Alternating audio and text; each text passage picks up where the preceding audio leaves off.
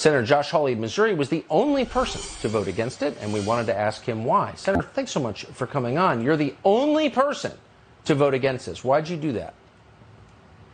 Well, really simple, Tucker. Expanding NATO will not make America stronger, and it will not make America safer.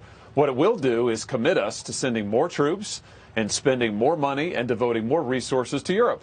And frankly, I think that's the wrong choice. I mean, just look at the challenges we face at home with our border and abroad and our overseas. Yes.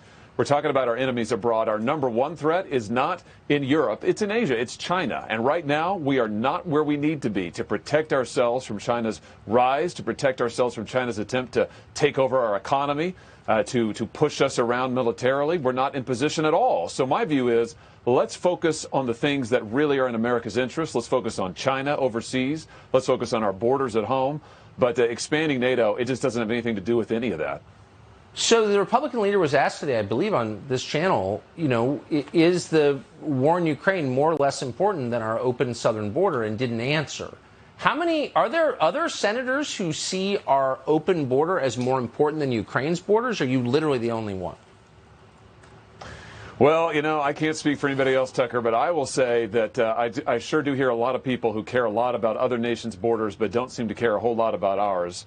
And I hear a lot of people who pay lip service to the fact that China wants to dominate our trade, wants to take away our jobs, wants to rip off our technology and take our workers, but they're not willing to do anything about it.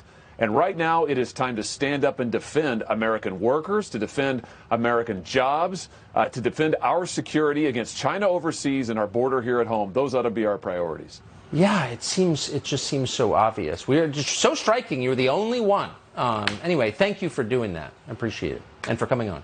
Josh Hawley, thank you. Thanks. We'll be right back.